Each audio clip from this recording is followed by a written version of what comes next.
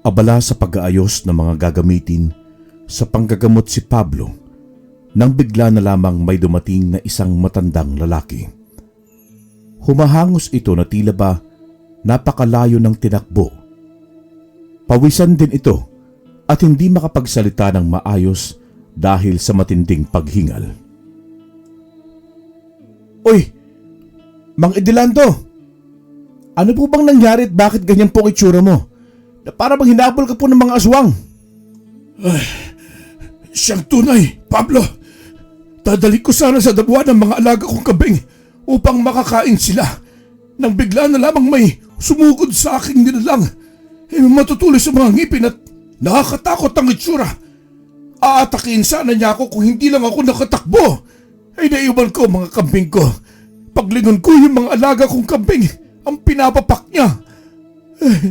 Napakamahal na mga kambing na yon, Pablo. Sila lang ang meron ako mula ng biyudo ko. Tapos sa isang iglap may gagawing pagkain lamang ng aswang na yun. Hindi ako maaaring magkamali. Aswang talaga umatake sa mga alaga ko. Tulungan mo ako, Pablo! Sa paanong parang po ako makakatulong? Panigurado po'y naubos na niya ang mga alaga mong kambing. Salot talaga ang mga aswang na yan. Balikan natin sila. Baka naman hindi pa niya nakain lahat. Tulungan mo ako. Pakiusap, Pablo. Pero, Mang Adelanto, nanggagamot lang po ako ng tao. Pero sige, tara po. Puntahan natin at baka sakaling naroon pa ang aswang na yon at palalabasin ko ang mga kambing na kinain niya. Salamat, Pablo. Kaagad nga nilang tinungo ang bakanting lote kung saan iniwan ng matanda ang kanyang mga alagang kambing. Naroon pa naman ang ilan sa mga ito, ngunit wala ng buhay at wakwak na ang mga tiyan. Anak ng Chokoy, kinuha lamang niya mga lamang loob ng mga alaga mong kambing. Ang mga kaawa-awa kong mga alaga. Paano na ngayon? Pero teka, 6 ang mga ito ah. Bakit 5 na lamang? Malamang ay tinangay niya ang isa, Mang Adelanto. Baka may pamilya ang aswang na yan. O di kaya kapag nagutom siyang muli, ay saka lamang niya kakainin. Ano gagawin ko, Pablo? Paano na?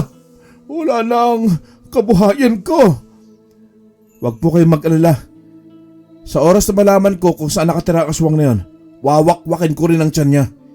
Ibibili na lang po kita ng 2 kambing. Isang pares para magparami po ulit kayo. Bukas na bukas, dadalhin ko sila rito. Para ano? Para ipakain ulit sa aswang na yon? Hindi po ganun ang ibig ko sabihin. Patapusin mo po muna kasi ako eh.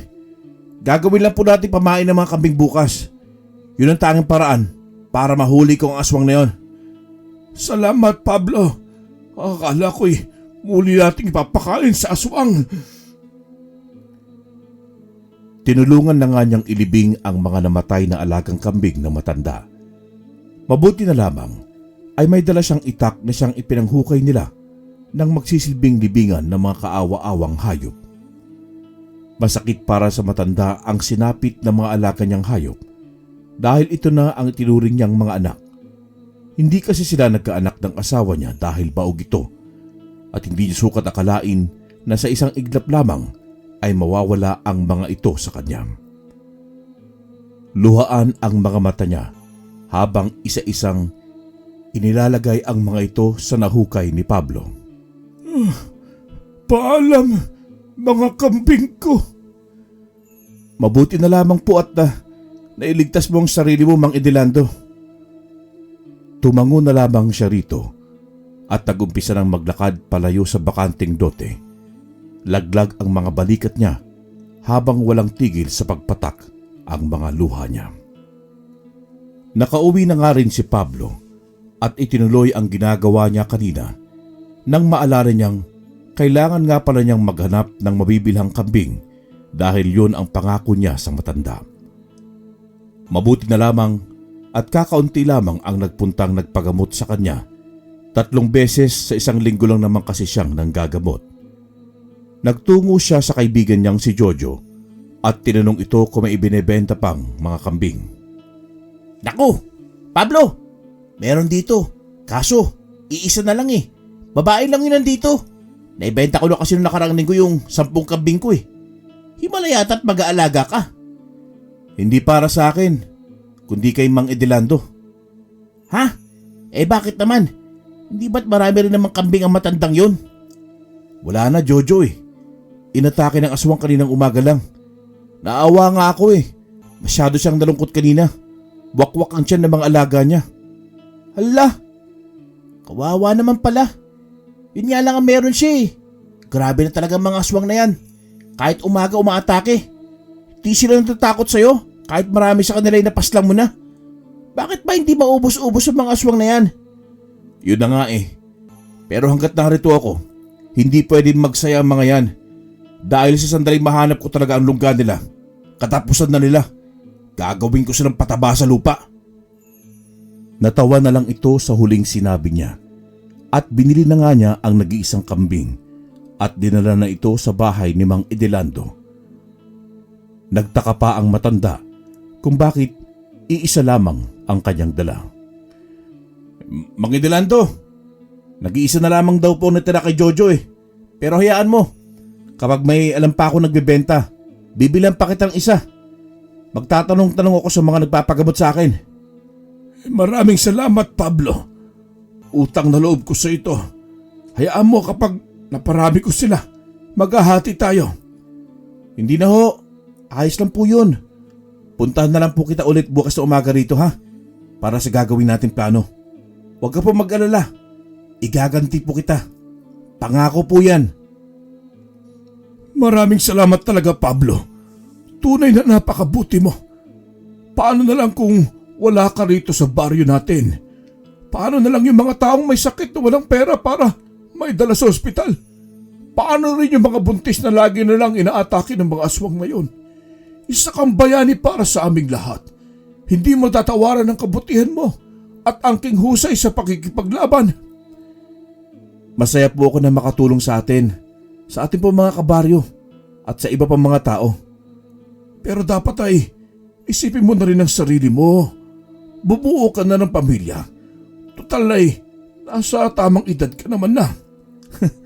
Saka na pong bagay na yan Mang Edelando. Pero may napupusuan naman na po ako eh. Pero hindi ko lang masabi sa kanya. Natatakot akong aminin eh. Alam mo na, baka ayawan niya ako.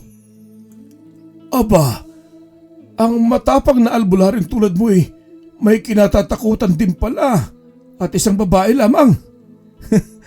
Ganun na nga ho Mang Edelando. Nakakatakot po pala yung pag-ibig eh. Abay, huwag kang maduwag binata.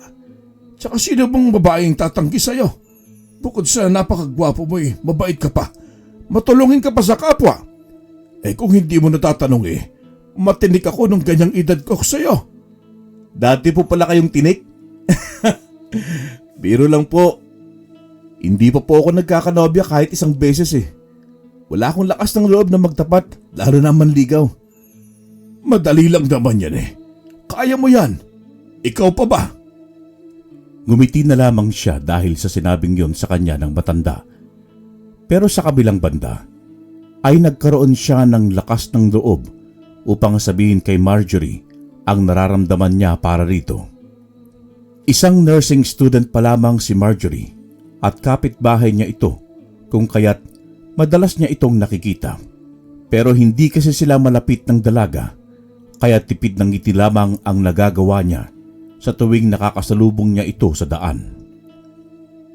Kinabukasan ay muli siyang nagtungo sa bahay ni Adelando upang sabay silang magtungo sa bakanting lote kung saan dadalhin nila ang kambing bilang pain sa aswang. Si Mang Adelando nga ang nagdala noon sa gitna ng damuhan habang nakaakyat naman siya sa puno at doon nagkukubli. Mas tanaw rin niya mula roon kung may aswang na paparating. At sa hindi kalayuan ay natatanaw niyang mayroong makisig na lalaki na nag-anyong aswang. Huli ka ngayon. Mahina niyang sambit at mabilis ngang nakalapit ang aswang kay Mang Edelando para atakihin ang kambing na dala nito. Pablo! Nandito ang aswang! Pagsigaw pa lamang na yon ng matandang lalaki ay mabilis naman siyang lumundag pababa at laking gulat ng aswang nang magtagpo ang mga mata nilang dalawa. Hoy! Pangit! Kambing na naman ang almusal mo? Baka gusto mo na naman mag-almusal ng bawang at kalamansi. Tapos isawsaw mo sa asin. Masarap yon! Hindi ka magsisisi. Kung kayong dalawa ang almusalin ko. Ay, talaga ba? Ang tanong kaya mo ba? Bukod sa makunat itong isang to Loko!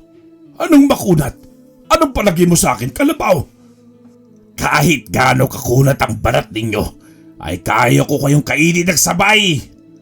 Aba, nakakabilib ka naman pala Papalakpakan na ba kita? Oh, eto, saluhin mo!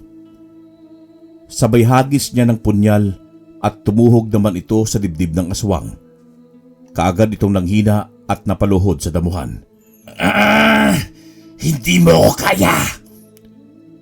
Nahihirapang sabi nito at mabilis na inalis sa dibdib ang nakatarak na punyal. Lumundag naman si Pablo saka ito sinipa palayo at hindi pa siya nakontento. Tinabakan niya ang dumudugong sugat ng aswang. Ito bang sinasabi mong hindi kita kaya? Baka gusto mong palabasin ko ang mga lamang loob ng kambing na kinain mo. Mas lalo niyang diniinan ang pagkakatapak sa dibdib ng aswang hanggang sa tuluyan na itong mawalan ng buhay. Nang masiguro niyang patay na ito, ay saka lamang niya inalis ang pagkakatapak dito at hinanap ang kanyang punyal. Kaagad din naman niya itong nakita at mabilis na pinulot. Napakalakas mo talaga, Pablo. Walang kahirap-hirap na pinatay mo ang aswang. Ilag! Sigaw niya at mabilis na inihagis muli ang hawak na punyal at tumarak sa mukha ng aswang. May panibagong aswang. Marami pala kayo ha. Ayos yan. Maglabasan na kayong lahat at nang mapaslang ko na kayo ngayon din.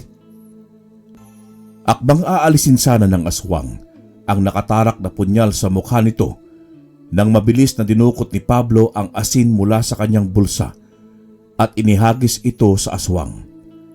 Naguhumiyaw ito sa labis na sakit at bigla na lamang nagsugat ang katawan nito na tinamaan ng mga asin at bahagya rin itong umuusok. Hindi ko nagamit doon sa isa. Nang hinaya nga ako Pagsasawsawan ko yan ng mangga Pero hindi bali na. Sa'yo na lang yan.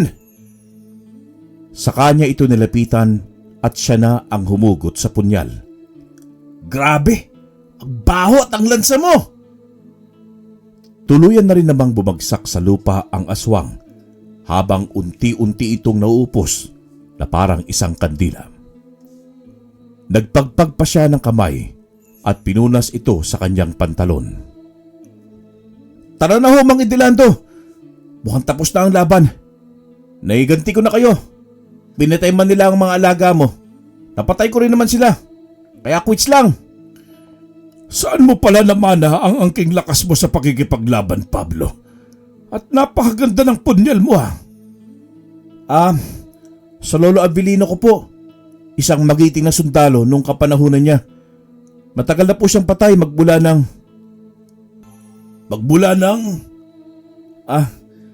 Hayaan na po natin yon. Tsaka, kalimutan niyo na po yung sinabi ko kanina. Hindi ka naman talaga makunat Medyo lang. Abay, loko tong batang ito Tinawanan na lamang niya ang matanda at nauna na siyang naglakad palayo sa bakanting lote. Ilalago ko mamaya sa luya ang punyal ko nang maalis ang lansa. Napakalansa talaga. Nakakainis. Inihatid lamang niya si Mang Idilando. Pagkatapos ay umuwi na rin siya. Magpapahinga siya ngayong maghapon dahil hindi araw ng panggagamot niya. Kagaya ng ibang manggagamot ay hindi rin siya nagpapabayad. May maliit lamang siyang tindahan na pinagkukunan niya ng panggastos sa pang-araw-araw niyang kailangan. Madalas din naman siyang malibre sa bigas at ulam dahil nagdadala ang ibang mga nagpapagamot sa kanya. Nakahiga siya sa papag sa may tindahan nang maalala niya ang mga nakalaban niyang aswang. Ganoon na lang din ang galit niya sa mga ito dahil napatay ng mga aswang ang kanyang nanay. At dahil hindi yun kinaya ng kanyang ama, ay nagpatiwakal na rin ito. Kaya mula pagkabata ay ang lolo Avelino na niya ang nag-alaga at nagpaaral sa kanya. Nang mag-edad 21 naman siya, ay ipinamana sa kanya ang anting-anting nito. At ilang araw lamang ang lumipas, bigla na lamang itong nanghina at natagpuan na lamang niya na wala ng buhay sa kusina. Sa kabila ng pagiging masayahin at palabiro niyang tao, ay malungkot naman ang kwento ng kanyang buhay. Kung kaya't may pagkakataon na naiinggit siya kapag may nakikita siyang kumpleto ang pamilya. Mabuti na lamang at marami naman siyang mga kaibigan na itinuturing niyang kapatid, at tuwing may okasyon, gaya na lamang ng bagong taon, ay nagtutungo siya sa bahay ng mga ito. Napabalikwas naman siya ng bangon nang marinig ang kalansing ng barya. Batid niyang may bibili. Nang makita nga niya kung sino ang nasa harap ng tindahan niya, ay kusa na lamang ngumiti ang mga labi niya. Ganon din ang kanyang mga mata. Anong bibilin mo, Marjorie? Pabili nga ako, Kuya Pablo, ng isang Band-Aid. Naubos kasi eh. Sinong nasugatan? Ako, Kuya. Nasugot yung daliri ko nung binalatan ko yung santol eh. Katakawan ko ata. Malaki ba yung naging sugat? Maliit lang naman at malayo sa bituka. Nakangiting tugon nito. Kaagad namang ibinigay ni Pablo ang ibinili nitong Band-Aid at hindi niya tinanggap ang bayad nito. Hala, bakit ayaw mo tanggapin ang bayad ko? Sige lang. Libre ko na yan sa'yo. Nagpasalamat naman sa kanya ang dalaga at bahagyang ngumiti sa kanya. At kahit tipid ng ngiti lamang yon, ay para nang lulundag ang puso niya dahil sa tuwa. Kaya kahit wala na ang dalaga sa harapan niya, ay nanatili pa rin siyang nakangiti. Nawala lamang ang ngiti ng kanyang labi nang matanaw niya ang matandang lalaki na palagi na lamang umuutang ng alak sa kanya. Napabuntong hininga na lamang siya at pinagmasdan ang papalapit na matanda. Ano po bang atin? Utang alak na naman. Tapos sasabihin mo sa katapusan ulit ang bayad. Nako, walang katapusang lolo, Ingo. Talagang kabisado mo na ako, Pablo. Ganun na nga. Kahit isang bote lang ng bilog. Mang Ingo, wala na po kong alak na tinda ngayon eh. Ayoko na magtinda ng alak. Nagtinda lang ako ng alak noong nakaraan dahil may okasyon. Sige naman na, Pablo. Pangako, magbabayad ako. Buwan-buwan naman akong pinapadalhan ng anak ko eh. Pwede po kayong pautangin pero pagkain lang at hindi alak, Mang Ingo. Lubayan mo na ang alak. Hindi yan maganda sa kalusugan. Masyado mong inaabusong katawan mo. Paano na lang kapag nagkasakit ka? Wala pa naman ang mga anak mo para alagaan ka dahil may sarili-sarili na silang pamilya sa Maynila. Yun na nga ang problema ko, Pablo. Hindi ko mapigilan na hindi uminom ng alak eh. Tsaka pag hindi ako nakakainom, pakiramdam ko inangihina ang katawan ko. Anak ng tipaklong talaga. Mang Ingo, ginawa mo pa talagang vitamins ang alak ha. Pero kung nais mong matigil ang paghanap ng dila mo sa alak, may solusyon ako riyan. Talaga ba, Pablo? Sige ba? Ano bang paraan yan? Kaya mo bang inumin kung hahaluan ko ang alak mo ng inihaw na dagang bahay? Yung kapapanganak pa lang. Nako Pablo, kahit di na ako matigil sa pag-inom ng alak, wag mo lamang haluan ng daga ang inumin ko. Tsaka, kahit naman ako magkasakit nariyan ka naman para gamutin ako, di ba? Paano kung ayaw ko po? Kasi ikaw gumagawa ng sakit mo. May babalita pa naman sana ako kasi tungkol sa aswang na nagyayanggaw sa kabilang baryo. Pero dahil pinagdamutan mo ako at pinapangaralan, kahit ako mas matanda sa'yo hindi ko nasasabihin. Saka ito tumalikod sa kanya at akmang lalakad palayo. Naku! Teka lang mo, Mang Ingo! Ano ho ba ka mo? Aswang? Kalimutan mo na ang sinabi ko. Lilipat na lang ako sa ibang tindahan upang doon bumili ng vitamins ko. Alak ko. Tugon ng matanda nang hindi man lang siya nililingon. Dahil doon ay napaisip siya kung bakit hindi man lang niya nabalitaan ang tungkol sa aswang sa kabilang baryo, gayong may mga nagiging pasyente siya roon. Hinayaan na lamang niya ang matandang lalaki dahil wala talaga siyang balak na pautangin ito ng alak. Pero dahil sa natuklasan ay kaagad siyang nagsara ng tindahan at tumungo sa bahay ng kanyang kaibigan na si Virgilio. Doon na kasi ito nakatira mula nang nakapag-asawa ng taga roon sa kabilang baryo na sinasabi ni Mang Ingo. Ngunit ayon dito ay wala naman daw itong nababalitaan patungkol sa nasabing aswang na nangyayanggaw. At sinabi pa nito sa kanya na huwag paniwalaan ang matandang lasinggero. Dahil doon ay nakahinga siya ng maluwag at naglakad ng muli pauwi. Ngunit habang naglalakad siya, ay napansin niya ang nagpilahang mga kalalakihan at mangilan-ngilan lamang na mga kababaihan sa isang tindahan. Nung unang dumaan siya roon, ay wala pa namang pila. Ngunit nang pabalik na siya, ay bigla na lamang dumagsa ang mga tao. At para malaman niya kung anong pinipilahan ng mga yon, ay kaagad siyang lumapit at nagtanong sa isang lalaking nakapila. Tinanong niya ito kung anong pinipilahan ng mga ito. Ngunit bago pa siya nito masagot, ay nakita na niya ang hawak ng lalaki sa bungad. Ulam lang pala eh. Pero ganito talaga kahaba ang pila? Gaano ba kasarap ang ulam na yan at pinipilahan talaga?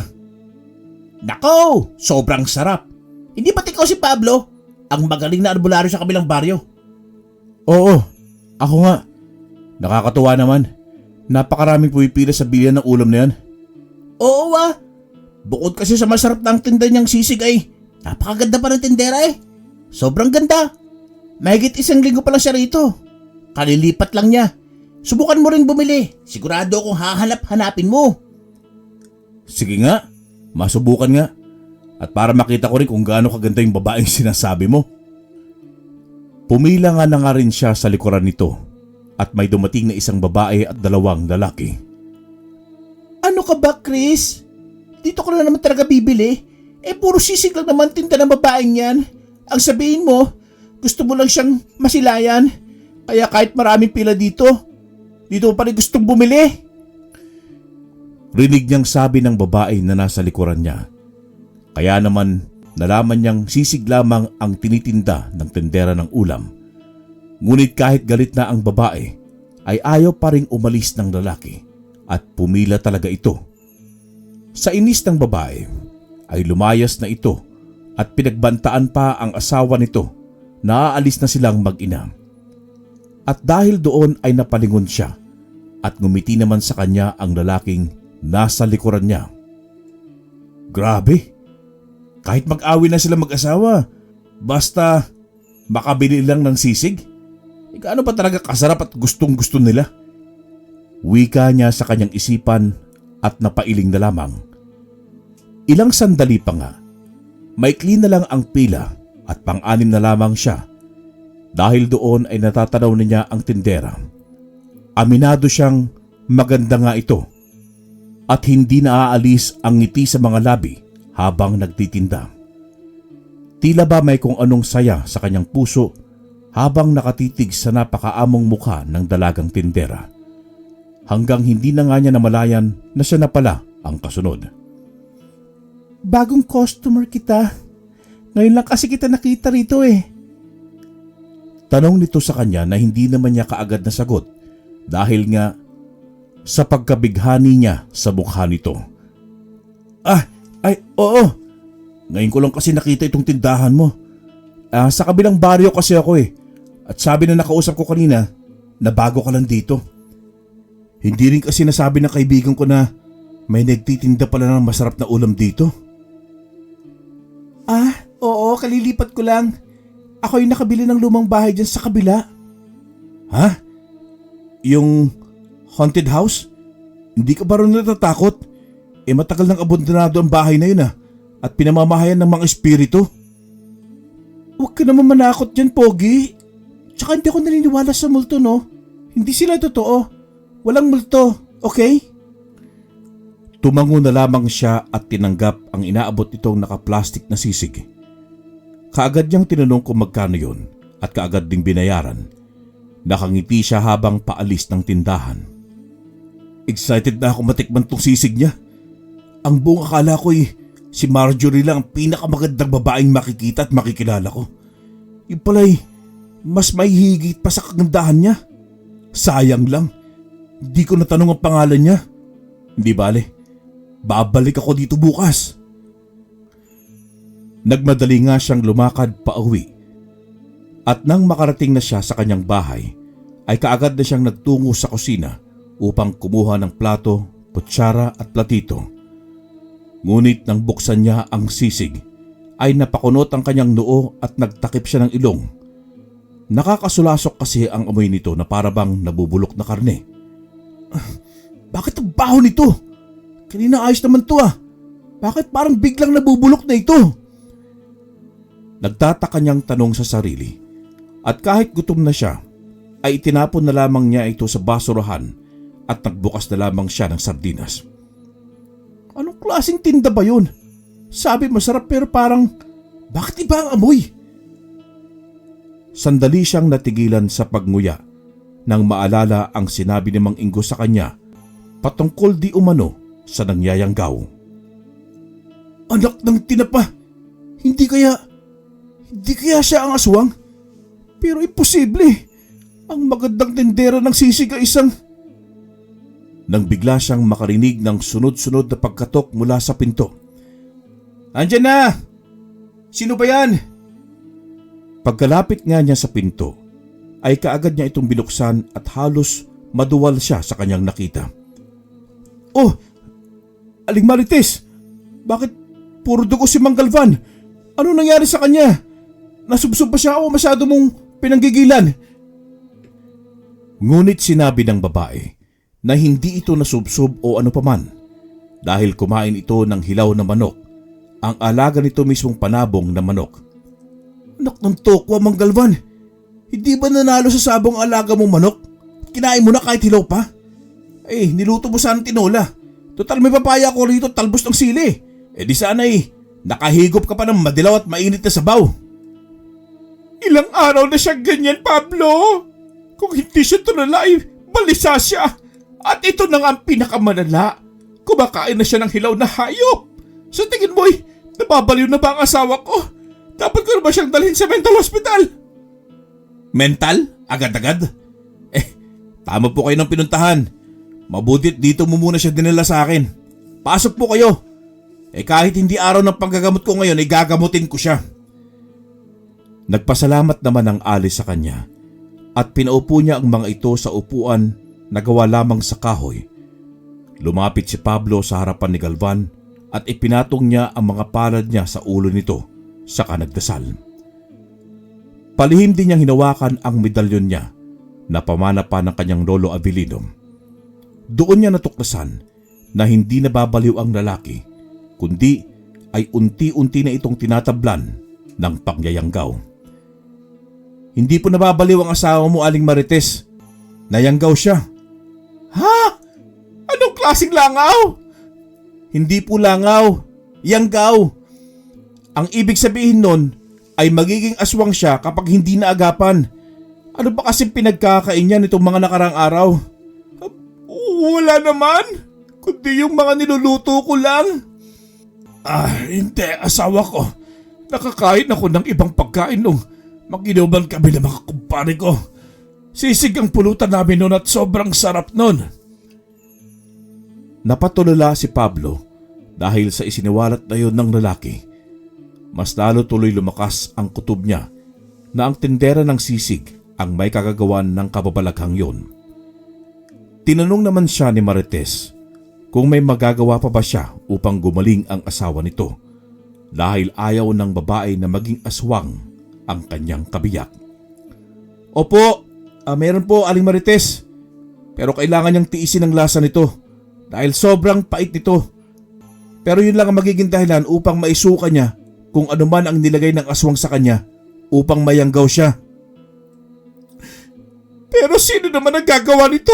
Sino ang aswang, Pablo? May suspecha na po ako kung sino. Ngunit kailangan ko pang tiyakin mabuti kung siya nga ba. Sa ngayon ay kailangan ko na munang gamutin si Mang Galvan. Kinuha niya ang bote na naglalaman ng iba't ibang klase ng mga halamang gamot.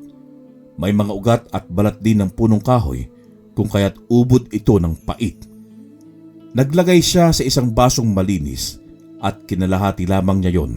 Pagkatapos ay nagdasal siya. Ibuka mo ang bibig mo, Mang Galvan. Kaya nang sabi ko kanina, tiisin mo ang lasa nito. May kapaitan ito.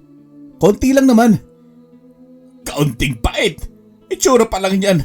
Halata ng sobrang pait niyang likido na yan. Alak nga ho, naiinom mo eh. Ito pa kaya? Ano pong gusto mo? Ang inumin ito o ang maging aswang ka na forever? Oo na, iinumin ko na. Sige na. Ayun, very good naman pala, Mang Galvan eh. Kinuha nga ng lalaki ang baso na naglalaman ng napakapait na likido at kaagad itong ininom. At dahil sa sobrang sama ng lasa na yon, ay kaagad itong nagsuka. Naglabasan ng lahat ng kanyang kinain, maging ang hilaw na manok na kinain niya kanina. Nakakasulasok ang amoy ng suka ni Mang Galvan na tila ba bulok ang mga kinain nito. Ang baho ah! Sige pa! Isuka mo lang lahat, Mang Galvan. Pero wag naman pati yung lamang loob mo eh, susuka mo na. Sayang yon. Hindi ko na may babalik sa'yo. Sumuka nga ng sumuka ang lalaki hanggang sa maisukan na nito ang lahat at napansin ni Pablo na may nakahalong itim na perlas at maliit lamang ito. Kaagad niyang kinuha yon at pinagmasdang maigi. Napakamot siya at muling bumaling ang tingin sa mag-asawa. Nakatingin din naman sa kanya ang mag-asawa na puno rin ng pagtataka. Alam niyang hindi lamang yon dahil sa sisig. Marahil ay may gayuma ang ulam, ngunit hindi malalagyan ng itim na perlas dahil may papasa lamang yon sa pamamagitan ng paghalik. Napatapik siya sa braso. Naisa na niyang sabihin yon sa mag-asawa, ngunit baka mag-away lamang ito. May kababalaghang nangyari. Pero hayaan nyo na. Ang importante, Mang Galvan, magaling ka na. Huwag kung kani-kanino sumasama ha. Tsaka, ilihim muna ito ha. Hanggat hindi ko nakakatiyak kung siya nga ba ang aswang. Isang malakas na aswang ito. Kaya lagi kayo mag-iingat. Lalo ka na. Sabay turo niya sa lalaki. Saka siya tumayo. Nagtayuan din naman ang mga ito at nagpasalamat sa kanya. Sige ho, walang anuman. Ako na pang bahala dito sa mga isinuka mo. Ako na maglilinis ito. Ngunit nagpresenta si Aling Marites na ito na lamang ang maglilinis. Tutal ay kalat naman yon ng kanyang asawa. Tumango na lamang siya bilang pagtugon sa babae at nagtungo siya sa lamesa upang ligpitin ang pagkain niya. Nawalan na siya ng ganang kumain dahil sa nangyari. Nang makauwi ang mag-asawa, ay naligo siya at pagkatapos iginayak ang dadalhin niya. Dala-dala niya ang buntot pagi at ang kanyang punyal. May dala rin siyang asin. Nakasilid ang lahat ng yon sa kanyang bag na gawa sa supot ng harina.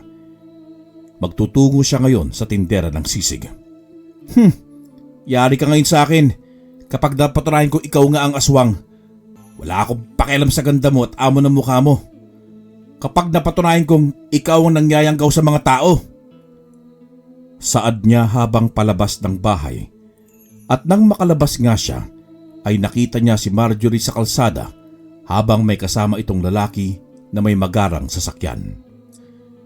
Nakaramdam siya ng kirot mula sa kanyang puso na para bang tinutusok ito ng punyal. Ang aking sinisinta, may kasintahan na pala, aray ko. Wika niya sa sarili at hindi niya alam kung tutuloy pa ba siyang magtungo sa kabilang baryo. Parang bigla siyang nanghina sa kanyang nakita.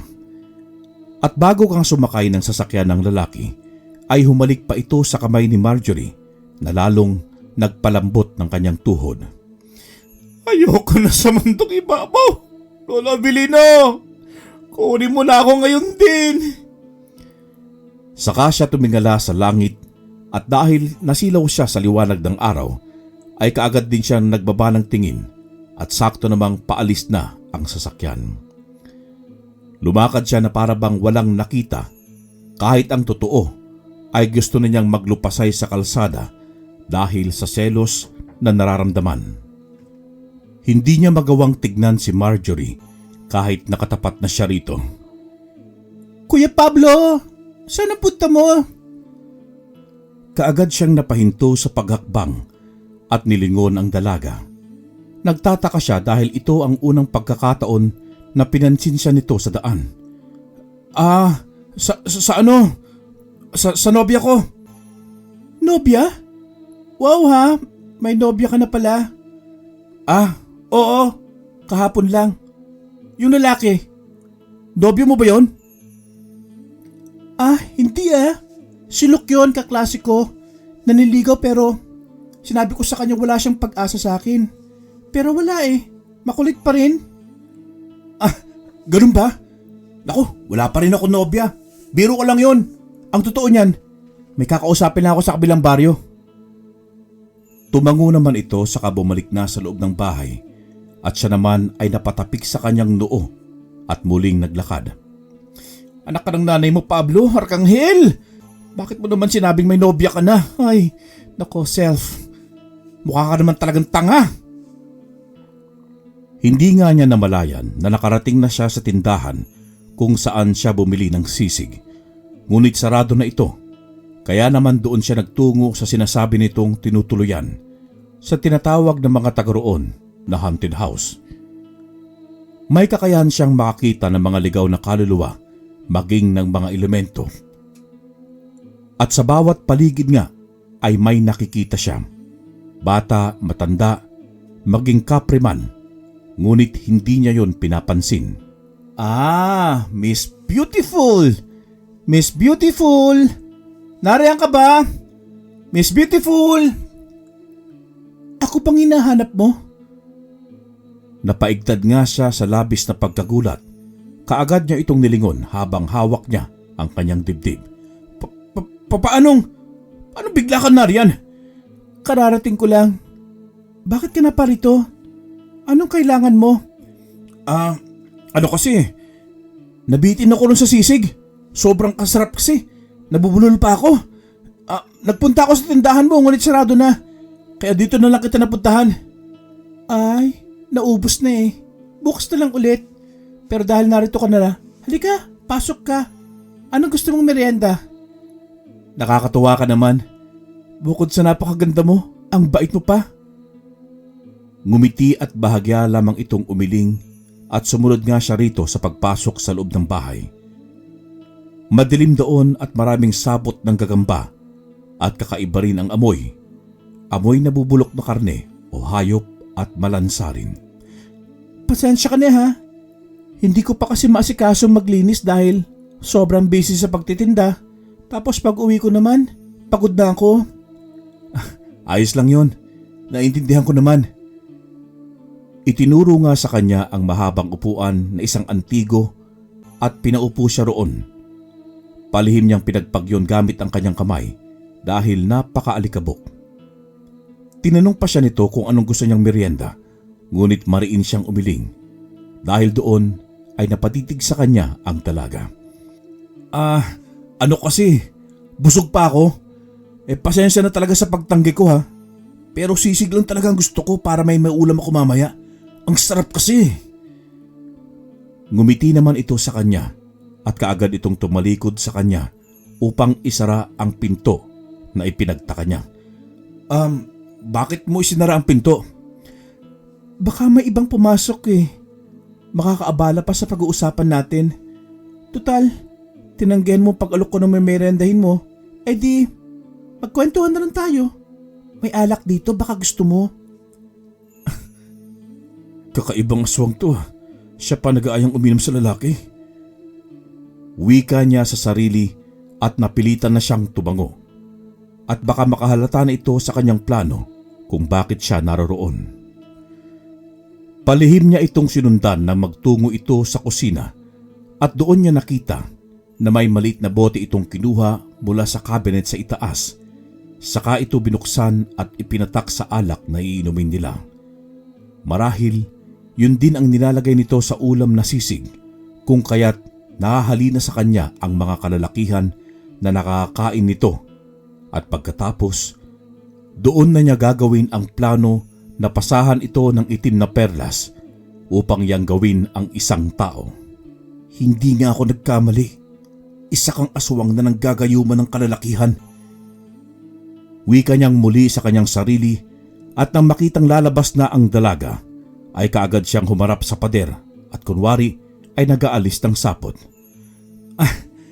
Yan ba ang inumin natin? Oo, eto na. Pwede bang ikaw na lang ang maglapag sa center table at kukuha ko ng pulutan natin? Tumango naman siya at inilagay na yon sa mesa, at habang nasa kusina pa ang babae ay inamoy niya ang alak at napangiwi siya sa kakaibang amoy nito. Kaagad niyang inilabas ang asin na dala niya at nilagyan ng alak, at nang marinig ang yapak ng dalaga ay mabilis din niyang itinago yon sa kanyang bulsa. Oh, para ka naman nakakita ng aswang dyan. Saad nito, kaya naman napalunok siya at bahagyang umiling. Aswang? Di naman totoo ang aswang, di ba? Oo naman, hindi sila totoo. Oh, etong pulutan natin. Nilagang karne yan. Nang maibaba nga yon sa lamesita, ay halos maduwal siya, ngunit pinilit niyang ngumiti sa babae. Mabaho kasi yon sa pang-amoy niya. Napapanguwi siya sa kakaibang amoy nito. May problema ba? Siya nga pala, kanina pa tayo magkasama. Ano nga palang pangalan mo? Ako si Pablo. Pablo Arcangel. Napangiti naman ang dalaga at nagpakilala rin ito sa kanya, at inilahad pa ang kamay na kaagad din naman niyang tinanggap. Siya na rin ang naglagay ng alak sa mga baso nila at sinabi niyang inumin na nila yon. Tumango naman ito sa kanya at hinintay niyang mauna itong inumin ang alak. At nang mainom na yon ng babae, ay naibaga ito sa mukha niya na ikinagulat niya. Uy, anong nangyari sa'yo, Emily? Wala. Parang ano kasi eh. At napansin niyang nagsugat ang ibabang labi ng babae. Ayos ka lang ba talaga? Ngunit hindi na ito kumibo at tumalikod na sa kanya at iniinda ang ibabang labi. Malinaw na sa akin ang lahat. Ngayon, nakatitiyak na akong isa kang ang aswang. Malakas na sambit niya, kaya't muling humarap sa kanya ang babae habang hawak-hawak nito ang labi, maging ang lalamunan nito ay napansin niyang namumula rin. Mabilis siyang tumayo at dinakma ang baso na may lamang alak at sinaboy yon sa babae at naghumiyaw ito sa hapdi. Dinukot din niya ang asin at isinaboy din niya yon, at doon niya nakitang umusok ang katawan nito, at dahil doon ay labis itong nagalit sa kanya. Nagbago ito ng anyo. Mula sa magandang babae ay naging katakot-takot na itsura at nagkapakpak din ito. Agad din niyang inilabas mula sa bag ang buntot pagi, ngunit mabilis siyang nahampas ng pakpak nito na kaagad niyang ikinasubsob sa lamesita at natapon ang alak maging ang pagkain na naroon. Walang iya ka! Traitor ka! Traitor! Akala mo ba'y matatalo mo ako? Pues, nagkakamali ka! Hindi mo kayang bangkilan na gaya ko!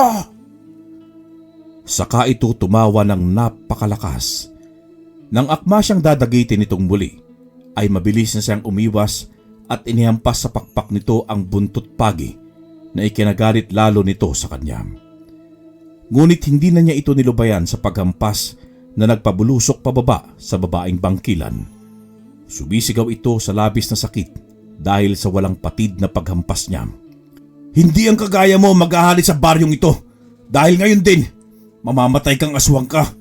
Napakarami mong biniktima. Maging ako'y muntik mo ng madalya.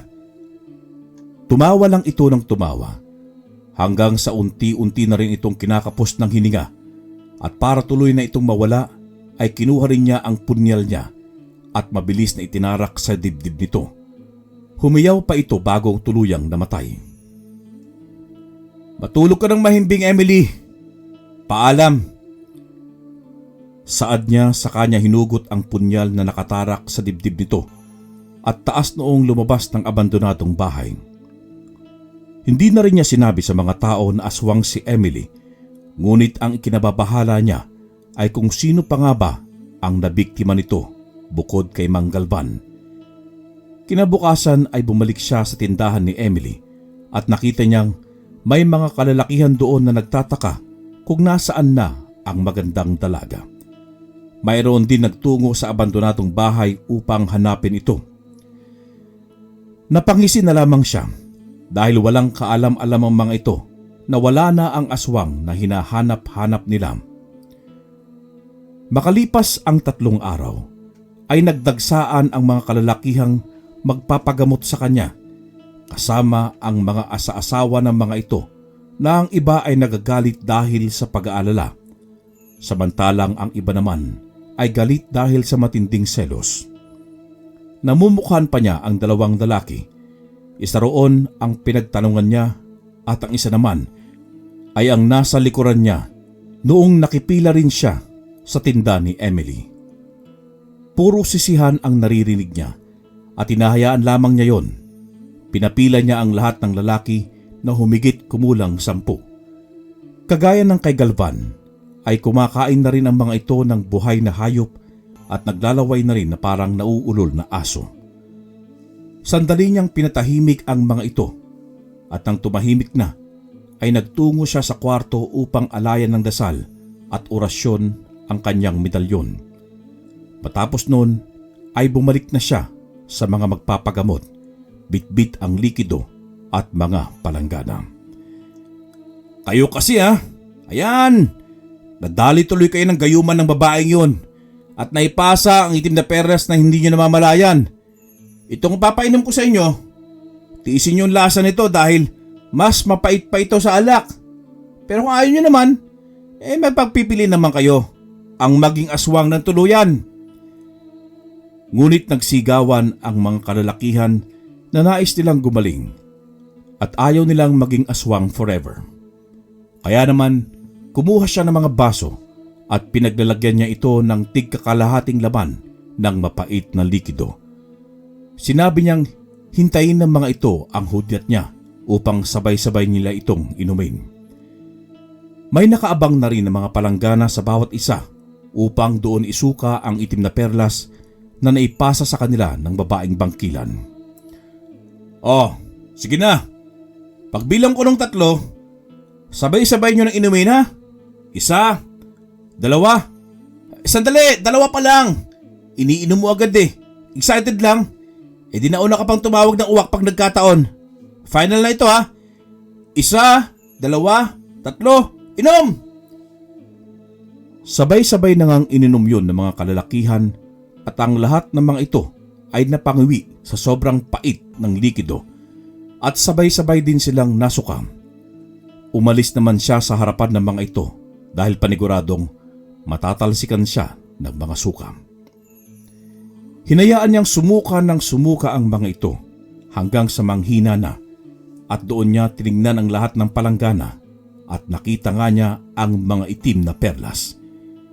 Isa-isa niyang kinuha at inilagay sa malinis na bote na mayroong agwa bendita. Dahil doon ay nalaman na ng mga tao na aswang si Emily at yun din ang naging pagkakataon niya upang aminin sa mga ito na napatay na niya ang aswang kung kaya't wala nang dapat pang ikabahala ang mga ito. Nagpasalamat sa kanya ang mga tao at ang tingin sa kanya ay bayaning albularyo. Walang kaalam-alam ang mga ito na isa rin siyang sugong antingero.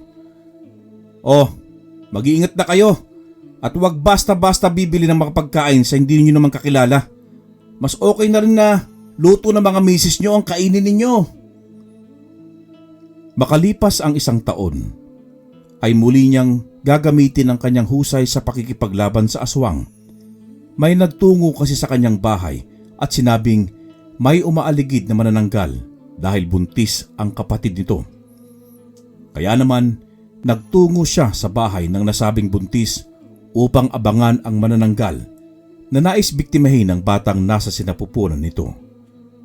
Ngunit ilang oras na ang nakalilipas ay wala pa rin ang manananggal na sinasabing umaaligid tuwing gabi. Pero kahit ganun pa man ay naghintay pa rin si Pablo. Panay din ang tingin niya sa orasan at ilang minuto na nga lang ay sasapit na ang 12:00. Hating gabi na kung kaya't natitiyak na niyang sa ilang sandali lang ay may darating na manananggal at hindi nga siya nagkamali dahil mula sa malayo ay rinig na niya ang paghampas ng pakpak nito. Mabilis siyang tumayo at kinuha ang mga kagamitan niya, ang asin, ang agwa bendita at ang kanyang punyal. Nanginginig naman sa takot ang buntis na si Rica habang hawak-hawak nito ang kanyang tiyan. 6 na buwan na kasi itong buntis. "Huwag kang matakot, Rica. Hindi ako papayag na masaktan niya, lalo na yung pinagbubuntis mo. Magtiwala ka lang sa akin." Tumango naman ang buntis at mabilis naman siyang lumabas upang makipagtuos sa manananggal. "Hoy! Kalahati! Halika't akong harapin mo. Gagawin kitang 1/4. Kainis ka ha. Buntis na naman ang bibiktimahin mo." Sigaw niya at maya-maya lamang ay lumabas na ito sa pinagkukublihang puno. "Anak ka ng aswang, ang pangit mo pala. Para kang halimaw sa banga." At nang sabihin niya yon, ay kaagad siyang dinangit dito. Mabuti na lamang at mabilis siyang nakaiwas. "Aba, muntik na ako dun ha. Isa pa nga. Yung tatamaan talaga ako ng mabaho mong mga pakpak." Maraming tao ang nasa labas ng kani-kanilang bahay, kaya naman pinapasok niya ang mga ito. Mabilis namang sumunod ang mga ito sa kanya at pumasok na nga sa loob ng bahay. Tumawa naman ito ng pagkalakas-lakas at muli siyang dadagitin, pero mabilis niya itong nasabuyan ng asin. Humayaw ito ng napakalakas habang kumukulo ang mga lamang loob nito. "Pwisit ka! Magpapayad ka sa akin!" Galit na sabi nito at pinilit siyang dagitin muli, pero mabilis na naman siyang nakaiwas at muli na naman niya itong hinagisan ng asin. Dahil doon ay nanghina ito at hindi na nakalipad at kaagad na bumagsak sa lupa. "Grabe! Mas pangit ka pala sa malapitan. Kita mo, di ka man lang marunong magsuklay. Mukha kang bruha at wala ka pang nail cutter. Ang haba ng kuko mo tapos." Naputol ang sasabihin niya nang biglang may lumundag sa likuran niya. Mabilis naman niya itong iwinasiwas upang malaglag ito mula sa kanyang likuran. Ngunit mahigpit ang pagkakasakal sa kanya, kaya naman hinugot niya ang punyal sa kanyang tagiliran at isinaksak dito. At doon pa lamang siya nabitiwan. Isang aswang din ito, ngunit ibang uri dahil isa itong tiktik. "Anak ng tokwa, mag-asawa ba kayo? Ayos ah, isang manananggal at isang tiktik. Kaganda siguro ng mga lahi niyo, no? Kainis, ang sakit ng pagkakapit mo sa lig ko ha." At mabilis niyang binasbasa ng mga ito ng agwa bendita. "Ayan, maligo muna kayo ha. Masarap yan, malamig." Dahil doon, sabay na nalagutan ng hininga ang mga ito at unti-unti ring naaabo ang mga katawan. "Ayan! Perfect! Para na kayong paminta!" Muling naglabasa ng mga tao at nagpasalamat sa kanya. Ganoon din si Rica at sinabi pang kukuhanin siyang ninong ng sanggol kapag naisilang na ito at bininyagan. Hindi naman na siya tumanggi at nagpaalam sa mga ito. Nakangiti ang kanyang mga labi habang papalayo sa mga ito dahil mayroon na naman siyang nailigtas at nabawasan ang mga aswang sa kanilang lugar. Iba't ibang uri ng mga aswang ang nakakalaban niya at lahat ng mga yon ay walang kahirap-hirap niyang napapaslang kahit pa nga mga malalakas na uri ng mga aswang. Nag-ipon din siya ng lakas ng loob na aminin kay Marjorie ang totoong nararamdaman niya para rito. At hindi naman siya nabigo dahil inamin din ng dalaga na nagugustuhan na rin siya nito. Dahil doon ay niligawan nga niya si Marjorie at hindi nagtagal ay naging magkasintahan sila. Hindi rin naman tumutol ang mga magulang ng dalaga. Sa katunayan ay mas nais ng mga ito na si Pablo ang makatuluyan ng kanilang anak kaysa mapunta ito sa iba. Mas dumami ang nagpapagamot kay Pablo at humihingi ng tulong sa tuwing may mga aswang. Masaya rin ang mga ito dahil may isang Pablo Arcangel sa kanilang lugar. Sa paglipas ng ilang taon, ay inalok na niya ng kasal ang kanyang kasintahan at pumayag naman ito. Kaya naman mabilis nilang inayos ang lahat hanggang sa magpakasal na nga sila at nabiyayaan ng kampal na anak na parehong lalaki at namuhay ng masaya at payapa dahil wala ng mga aswang na makakalaban. Dahil doon ay naranasan niyang maging normal ang pamumuhay, ngunit hindi niya tinalikuran ang kanyang pagiging albularyo. Wakas.